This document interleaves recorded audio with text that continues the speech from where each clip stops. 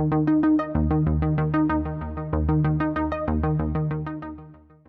Friends, welcome to वेबसाउटर्स। तो आज की इस HTML ट्यूटोरियल में हम जानेंगे HTML फॉर्मेटिंग के बारे में कि अगर हम HTML में फॉर्मेट करना चाहते हैं, मीन्स कि किसी चीज़ को अगर हम इस पैराग्राफ के अंदर कुछ उसमें फॉर्मेटिंग करना चाहते हैं, जैसे वर्ड में होता है, माइक्रोसॉफ्ट वर्ड में, उसी तरीके से इसमें भी HTML में आप फॉर्मेटिंग कर सकते हैं। तो चलिए इस वीडियो को स्टार्ट करते हैं। इस वीडियो में कंप्लीट फॉर्मेटिंग के बारे में आपको मैं बताने वाला हूँ। कौन कौन से HTML में टैग्स होते हैं जो फॉर्मेटिंग के लिए यूज होते हैं, वो सारे टैग का हम यूज करके इस वीडियो में देखने वाले हैं। तो चलिए इसके लिए हम कोड एडिटर में चलते हैं। तो यहाँ पे हमने एक नॉर्मल पैराग्राफ बना रखा है जिसके अंदर हमने लोरेम इप्सम डमी कुछ टेक्स्ट लिख रखा है। तो इसको अगर रन करेंगे तो आपको कुछ ऐसा दिखेगा। यहाँ पे लोरेम इप्सम, अभी इसमें कुछ भी फॉर्मेटिंग नहीं है, एक नॉर्मल पैराग्राफ के अंदर है। तो फॉर्मेटिंग मीन्स क्या होता है, जैसे कि हमें थोड़ा बोल्ड करना हो गया किसी चीज़ को, किसी को हाईलाइट करना हो गया, राइट, किसी को बड़ा दिखाना हो गया फॉन्ट को, किसी को छोटा दिखाना हो गया। तो जो टेक्स्ट से रिलेटेड जो फॉर्मेट करना होता है, फॉर्मेटिंग, थोड़ा हाईलाइट करना, तो ये सारा पूरा फॉर्मेटिंग का पार्ट होता है।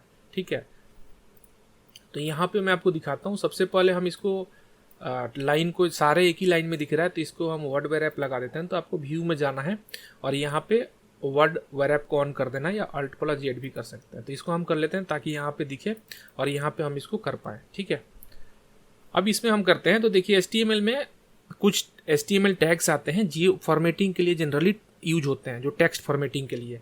तो इसमें हम कुछ टैग को यूज करके देखते हैं, जिसमें से पहला है बी टैग का होता है मेनली, मैं यहाँ पे लिखते जाता हूँ, यहाँ पे है बी टैग। ठीक है, तो इसका मेनली यूज होता है बोल्ड करने के लिए। बी मीन्स होता है बोल्ड, किसी भी टेक्स्ट को बोल्ड करना है। तो जैसे मानिए कि यहाँ पे लोरेम इप्सम है, इस पे हम बी टैग लगाते हैं आपको। ठीक है, तो इसको हम ओपन और क्लोज कर देंगे यहाँ पे, तो इसको हम बी टैग के अंदर डाल देते हैं।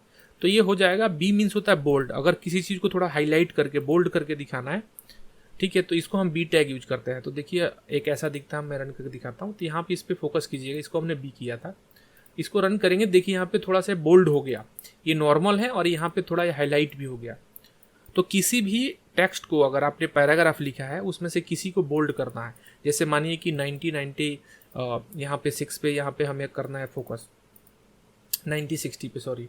तो इसको हम करना है अगर फोकस, तो हम यहाँ पे इसको कर सकते हैं। मैं दिखाता हूँ, यहाँ पे जाएंगे आप और यहाँ पे बी टैग आप लगा देंगे इसको। ठीक है, यूजर का जहाँ पे आपको थोड़ा बोल्ड दिखाना है, फोकस दिखाना है, तो आप इसको यहाँ पे कर सकते हैं। इसको हम रन करते हैं, यहाँ पे देखिए 90-60 जो है पूरा यहाँ से बोल्ड हो गया। तो इस तरीके से आप बी टैग का यूज कर सकते हैं टेक्स्ट को थोड़ा बोल्ड करने के लिए। ठीक है, थोड़ा सा आप उसको हाईलाइट करने के लिए बेसिकली। ठीक है, उसके बाद जो नेक्स्ट आता है, इसको हम यहाँ से Ctrl+Z कर देते हैं इतना। ठीक है, उसके बाद नेक्स्ट है हमारा स्ट्रॉन्ग टैग, स्ट्रॉन्ग। ठीक है, तो स्ट्रॉन्ग टैग को लगा के दिखाता हूँ। जैसे कि अगर मैं यहाँ पे जो देखिए लोरेम इप्सम है, इस पर हम स्ट्रॉन्ग टैग लगाते हैं। ठीक है, या यहाँ पे प्रिंटिंग है, इस पे लगा देते हैं। चलिए मैं इस पे स्ट्रॉन्ग टैग लगाता हूँ। तो इसके लिए आपको स्ट्रॉन्ग टैग नेक्स्ट जो है हमारा, उसको यूज करते हैं स्ट्रॉन्ग, और फिर से आपको इसके अंदर इसको डाल देना है। ठीक है, अब इसको सेव करते हैं, इसको रन करके देखते हैं कि ये स्ट्रॉन्ग टैग बेसिकली काम कैसे करता है। तो यहाँ पे देखिए प्रिंटिंग जो है बोल्ड हो गया। अब यहाँ पे आपको एक चीज़ ध्यान देने की जरूरत है कि लोरेम इप्सम और प्रिंट, इसमें कोई ज़्यादा फर्क नहीं है, दोनों तो सेम ही दिख रहे हैं। ये भी ब्लैक में दिख रहा है थोड़ा बोल्ड में, ये भी ब्लैक में दिख रहा है, इसमें कोई फर्क नहीं है। ठीक है, तो देखिए मेनली क्या होता है, बोल्ड और स्ट्रॉन्ग टैग दोनों ही सेम काम करते हैं। डिस्प्ले में आपको कोई फर्क नहीं आएगा, ये भी उस तरीके से ही बोल्ड ही दिख रहा है, ये भी बोल्ड दिख रहा है, लेकिन इसका मेन काम होता है एसीओ में। जैसे जो भी सर्च इंजन है, राइट, वो सर्च इंजन जो बी टैग में होता है वो नॉर्मली समझते हैं कि इसको नॉर्मली बोल्ड किया गया है। जो स्ट्रॉन्ग टैग में होता है उसका नेम ही है स्ट्रॉन्ग, मीन्स कि इस पॉइंट को इंपॉर्टेंस दिया गया, इंपॉर्टेंट पॉइंट को हाईलाइट किया जाता है, उसको स्ट्रॉन्ग टैग में यूज करेंगे। और जो इंपॉर्टेंट नहीं आपको नॉर्मली हाईलाइट करना है, उसके लिए बी टैग यूज करेंगे। तो इन दोनों में एक ही डिफरेंस होता है कि दोनों ही सेम काम करता है। जैसे हमारा स्ट्रॉन्ग टैग भी है, ये बी की तरह ही काम करता है, बी टैग की तरह, लेकिन ये इंपॉर्टेंट, जो भी इंपॉर्टेंस होता है उसको दर्शाता है ये, तो आपको ये ध्यान देना है। बट डिस्प्ले में दोनों एक ही तरीके से दिखाई देते हैं। तो बी टैग और स्ट्रॉन्ग टैग हमने पढ़ लिया, ये बेसिकली बोल्ड करने के लिए होते हैं टैग्स। ठीक है, अब अगला बात करते हैं हम आई टैग की। इटैलिक करने के लिए आई टैग होता है, तो यहाँ पे हम, चलिए मैं आपको दिखाता हूँ। जैसे ये लिखा है टाइप सेटिंग, इसको हम आई टैग में डाल देते हैं। एक आई टैग होता है, तो आई का मीन्स होता है इटैलिक। जैसे आप नोटपैड या वर्ड यूज करते हैं उसमें भी होता है बोल्ड इटैलिक, राइट। तो सेम यही इसमें भी यही होता है। तो यहाँ पे आई टैग के अंदर हमने डाल दिया, इसको सेव करते हैं और जाके देखते हैं यहाँ पे इसको हमने किया है, रिफ्रेश करते हैं तो यहाँ पे देखिए थोड़ा सा इटैलिक टेढ़ा हो गया, ठीक है। तो ये इटैलिक होता है, थोड़ा सा टेढ़ा हो जाता है जो भी टेक्स्ट, तो इसको इटैलिक करने के लिए होता है। ये हो गया बोल्ड और ये हो गया इटैलिक, ठीक है। नेक्स्ट होता है इसमें ईएम टैग, ईएम। अब मानिए यहाँ पे लोरेम इप्सन है, इसको अगर हम ईएम में डाल देते हैं, ईएम, इसको इम्फेसिस बोलते हैं टैग एक तरीके से, ईएम हो गया। तो इसको हम यहाँ पे लगा देते हैं, इसको सेव करते हैं। तो हमने यहाँ पे लोरेम इप्सम पे लगाया, इस पे भी नोटिस कीजिएगा। इसको रिफ्रेश करते हैं, देखिए ये भी थोड़ा सा टेढ़ा हो गया इसी तरीके से। तो देखिए जैसे हमने बी और स्ट्रॉन्ग टैग में बात किया, दोनों दिखते सेम है, उसी तरीके से आई और ईएम टैग भी दिखते सेम है, ठीक है। तो ये इसका भी रोल एसीओ में ही होता है कि आपको देखने में कोई फर्क नहीं आया, लेकिन जो एसीओ मीन्स क्या होता है, जैसे गूगल है, राइट, वो कभी आपके पेज को जब रीड करेगा, पढ़ेगा, तो उसको समझ में आ जाएगा कि इसमें इंपॉर्टेंट पॉइंट कौन सा है, तो उसको स्ट्रॉन्ग में आप देंगे तो समझ जाएगा, ठीक है। तो उसी तरीके से आई हो गया नॉर्मल इटैलिक करने के लिए, नॉर्मल, ठीक है। किसी टर्म को डिफाइन करना है, ठीक है, तो नॉर्मल इटैलिक करना है तो आप आई कर लेंगे। इम्फेसिस मतलब यह, इसको इम्फेसाइज किया जाता है अगर ईएम टैग में लिखते हैं, मीन्स कि इस पे जोर दिया जा रहा है, इसको बोलने में इसको जोर देना है, इस पे जो भी है। इम्फेसाइज मतलब जोर देना है इस वर्ड पे, जो भी हाईलाइट किया गया है। तो दोनों दिखेंगे सेम, लेकिन इस पे, तो ये सब टेक्निकल चीजें हैं, अलग अलग बनाई गई है, सेम ही कंसेप्ट में है बट अलग अलग टैग है, तो इसका कुछ ना कुछ इंपॉर्टेंस रोल है। तो आप देख सकते हैं कि आप जिस तरीके से आप HTML में पेज बना रहे हैं, तो आप जिन टैग का जो यूज है उसी तरीके से करें। अगर बोल्ड नॉर्मल करना है तो बी टैग यूज करें, अगर आपको इंपॉर्टेंस किसी टैग को देना है तो आप उसको स्ट्रॉन्ग लगाएं, और नॉर्मल इटैलिक करना तो आई, अगर उस पर कोई जोर देना है, इम्फेसाइज करना है, तो आप उसको ईएम टैग यूज कर सकते हैं, ठीक है। तो ईएम और आई दोनों इटैलिक के लिए यूज होते हैं। उसके बाद नेक्स्ट टैग की बात करते हैं। उसके बाद नेक्स्ट टैग होता है मार्क टैग। सो मार्क टैग का मेनली यूज होता है मार्किंग करने के लिए। अगर मैं यहाँ पे इसको मार्क टैग को हम लगाते हैं, यहाँ पे इंडस्ट्रीज था, ठीक है, इसको हमने इसके मार्क टैग के अंदर डाल दिया। अब इसको हम सेव करते हैं और इसको रन करके देखते हैं। तो यहाँ पे देखिए इंडस्ट्रीज, ये मार्क हो गया। मार्क मीन इसका थोड़ा बैकग्राउंड सेट हो जाता है येलो कलर में, ठीक है।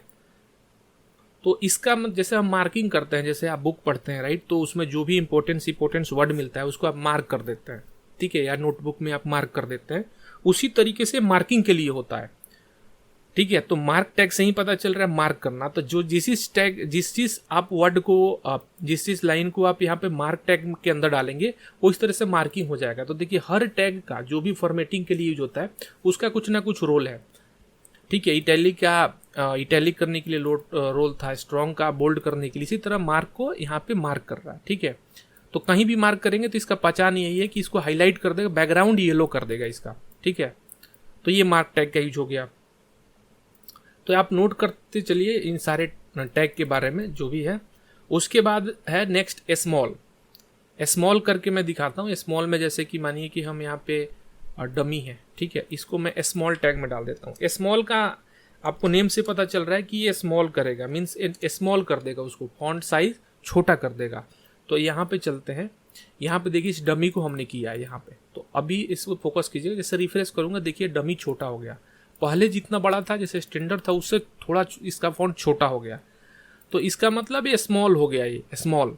तो इसको अगर नॉर्मली आपने पैराग्राफ लिखा है तो एक पैराग्राफ के अंदर दूसरा पैराग्राफ नहीं लिख सकते, तो इसके लिए अगर उसी में कोई छोटा बड़ा करना है, अगर छोटा सा कोई टेक्स्ट करना है तो उसको स्मॉल टैग में डाल सकते हैं, उसको मार्क करना है तो मार्क टैग में डाल सकते हैं, ठीक है। तो स्मॉल टैग का मेनली यूज होता है स्मॉल करने के लिए टेक्स्ट को, ठीक है। उसके बाद हम नेक्स्ट टैग की बात करते हैं। तो नेक्स्ट टैग है हमारा डेल। जैसे कि मानिए कि ये हमारा प्रिंटर है, ठीक है, इसको हम डेल टैग में डाल देते हैं। सो DEL इसके लिए लिखेंगे हम यहाँ पे, ठीक है। तो डेल मतलब होता है डिलीट, कि इस वर्ड को यहाँ से डिलीट कर दिया गया है। मैं दिखाता हूँ आपको सेव करके, डेल डिलीट का शॉर्ट फॉर्म है। इसको रिफ्रेश करते हैं तो यहाँ पे देखिए प्रिंटर जो था इसके ऊपर यहाँ पे क्रॉस लग गया, यहाँ पे लाइन ड्रॉ हो गया इसके ऊपर, मीन्स कि वर्ड यहाँ से रिमूव कर दिया गया है। तो डेल टैग का यूज होता है, जैसे आर्टिकल आप पढ़ते हैं तो वहाँ पे करेक्शन हो जाता है। जैसे आप पेपर लिखते हैं राइट, तो कोई भी वर्ड गलत हो जाता है, जो लाइन वहाँ पे वो लाइन को आप उस टेक्स्ट को काट देते हैं, ठीक है। तो वही सेम काम करता है यहाँ पे प्रिंट, ये वाला हमारा del tag. Del means delete, ये डिलीट हो चुका है यहाँ से, ठीक है। तो अगर कहीं भी आपको डिलीट करना है कोई वर्ड जो पहले था अब नहीं है, तो उसको हटाने की बजाय वहाँ पे जैसे गलती मिस्टेक हो गई तो मिस्टेक को करेक्ट करने के लिए तो इसको हम यहाँ से आप डेल टैग का यूज कर सकते हैं, ठीक है। जैसे प्राइस होता है, आप कहीं भी प्राइस देखते हैं कि प्रोडक्ट का प्राइस आपका 1000 का था, अब हो गया है 499 का, तो 1000 को काट दिया जाता है वो प्राइस पे, मतलब पहले ये था अब ये हो गया है, इसका मतलब ये होता है, ठीक है। उसके बाद होता है INS tag, means insert tag. मैं दिखाता हूँ आपको, जैसे यहाँ पे गैली है, इसको हम INS टैग में डालते हैं। INS का फुल फॉर्म होता है इंसर्ट, जैसे डेल है तो डिलीट, INS का हो गया इंसर्ट। तो इसको सेव करते हैं और इसको रिफ्रेश करके देखते हैं तो देखिए ये इंसर्ट के नीचे लाइन ड्रॉ हो जाता है। तो एक हो गया कि मानिए कि ये यहाँ अगर आपको प्रिंटर आपने डिलीट कर दिया तो इसके जगह पे कुछ और देना चाहते हैं, इसके बीच में इंसर्ट करना चाहते हैं कि पहले ये टेक्स्ट नहीं था अब हम इसके बीच में इंसर्ट कर रहे हैं, तो उसके लिए आप INS टैग का यूज कर सकते हैं। तो INS का मतलब होता है इंसर्ट, जो कि नीचे एक लाइन ड्रॉ हो जाती है जिससे पता चलता है कि इस टेक्स्ट को इंसर्ट किया गया है, ठीक है। तो ये सारे जो भी टैग मैं बता रहा हूँ इनका कंसेप्ट सबका अपना अपना रोल है, तो ये सब बहुत इंपॉर्टेंट है फॉर्मेटिंग के लिए, तो इन सबको आपको पता होना चाहिए कि किसका क्या रोल है, ठीक है। उसके बाद आता है सब और सब, SUB, सब टैग। सब टैग में दिखाता हूँ होता क्या है। जैसे कि मैथमेटिक्स है या केमिस्ट्री है राइट, उसमें फॉर्मूला लिखते हैं, तो जैसे अगर हमें यहाँ पे लिखना है, सॉरी यहाँ पे मैं लिखता हूँ H2O, ठीक है, और मैं इसको मैं दिखाता हूँ। देखिए यहाँ पे H2O, जैसे केमिस्ट्री में हम H2O लिखते हैं राइट, तो फॉर्मूला लिखते हैं, तो यहाँ H2 नीचे होता है, आप देख रहे हैं O और साथ में होता है H2 नीचे होता है, ठीक है, लेकिन ये तो सब साथ में है। तो आपको केमिस्ट्री या मैथमेटिक्स की तरह करना है राइट, तो आप इसको कैसे करेंगे। तो सब टैग होता है, सब मतलब होता है सब स्क्रिप्ट, बेसिकली इसका मतलब होता है। तो जिसको आपको थोड़ा नीचे करना है, जैसे अगर 2 को नीचे करना है तो 2 को मैं सब टैग में डाल दूंगा। मैं आपको दिखाता हूँ, यहाँ पे सब टैग हमने बना दिया, 2 को सब में डाल दिया, सब टैग के अंदर, सब स्क्रिप्ट इसको बेसिकली बोलते हैं। तो अब इसको सेव करते हैं और यहाँ पे रिफ्रेश करके मैं दिखाता हूँ आपको, आप नोटिस कीजिएगा यहाँ पे H2O पे क्या होगा। जैसे रिफ्रेश करेंगे देखिए 2 नीचे आ गया। तो इस तरीके से अगर आपको नीचे करना है तो आप सब यूज करेंगे, और इसको ऊपर करना है तो इसको SUP, सब यूज करेंगे। सब मीन्स सुपर स्क्रिप्ट होता है, सुपर स्क्रिप्ट बेसिकली। तो इसको डाउन करने के लिए आप समझ लीजिए, डाउन करने के लिए SUB यूज करेंगे सब, और SUP यूज करेंगे अपर, ऊपर ले जाने के लिए इसको, ठीक है। अगर मैं इसको SUP कर दूंगा, B को P कर दूंगा तो ये ऊपर चला जाएगा। देखिए यहाँ पे देखिए ऊपर चला गया ये, ठीक है। तो ये होता है। तो जैसे H2O में हमने सब यूज कर लिया, अगर हमें जैसे A+B का होल स्क्वायर, जैसे मैथमेटिक्स में हम पढ़ते हैं राइट, तो अगर इसको स्क्वायर देना है ऊपर, A+B का होल स्क्वायर, मैं दिखाता हूँ यहाँ पे रिफ्रेश करके, देखिए ये दोनों साथ में ही है, तो ये क्लियर नहीं हो रहा है मैथमेटिक्स में, जैसे कि ये इसके साथ में ही है राइट, तो ये ऊपर होना चाहिए स्क्वायर के फॉर्म में। तो इसको आप SUP टैग में दे सकते हैं। इसको मैं दिखाता हूँ आपको, इसको SUP में अगर इसको डाल देते हैं देखिए ऊपर चला जाएगा, देखिए A+B का होल स्क्वायर। तो मैथमेटिक्स और केमिस्ट्री के जो फॉर्मूला हैं या फिजिक्स के, उन सबको मतलब दिखाने के लिए वेबसाइट में इन टैग का मेनली यूज करते हैं, ठीक है। तो हमने जितने फॉर्मेटिंग के टैग्स होते हैं ऑलमोस्ट हमने सारे टैग्स पढ़ लिए हैं। तो यही सारे जो टैग्स होते हैं जनरली वेबसाइट पे आप आर्टिकल लिख रहे हैं या ब्लॉग लिख रहे हैं, वेबसाइट पे कोई भी पैराग्राफ लिख रहे हैं, तो फॉर्मेटिंग से रिलेटेड यही सारे टेक्स्ट होते हैं, जिसको मैंने आज डिटेल में आपको समझाने की कोशिश किया। तो मैं उम्मीद करता हूं कि आपको ये पूरा कंसेप्ट समझ में आ गया होगा टेक्स्ट फॉर्मेटिंग का, कि HTML फॉर्मेटिंग बेसिकली काम कैसे करता है और कौन कौन से टैग होते हैं और किस टैग का क्या रोल होता है। और मेनली हमने डिफरेंस जो आपको पता होना चाहिए, बोल्ड और स्ट्रॉन्ग और आई और EM टैग और सब में, इनमें थोड़ा आपको बहुत सारे स्टूडेंट कंफ्यूज होते हैं, तो आप इस कंसेप्ट को मैंने इजीली आपको समझा दिया है। सो आई होप आपको ये वीडियो पसंद आया। अगर वीडियो पसंद आया तो वीडियो को लाइक करें, शेयर करें और कमेंट करके अपना फीडबैक देना ना भूलें कि आपको ये वीडियो कैसे लग रहे हैं, ताकि मेरे को मोटिवेशन मिले। अगर आप हमारे चैनल पर नए हैं, चैनल को सब्सक्राइब करके बेल आइकन को ऑन कर लें, ताकि जब भी मैं वीडियो अपलोड करूँ उसका नोटिफिकेशन आपको मिलता रहे। चलिए मैं आपसे अगले वीडियो मिलता हूँ, तब तक के लिए गुड बाय।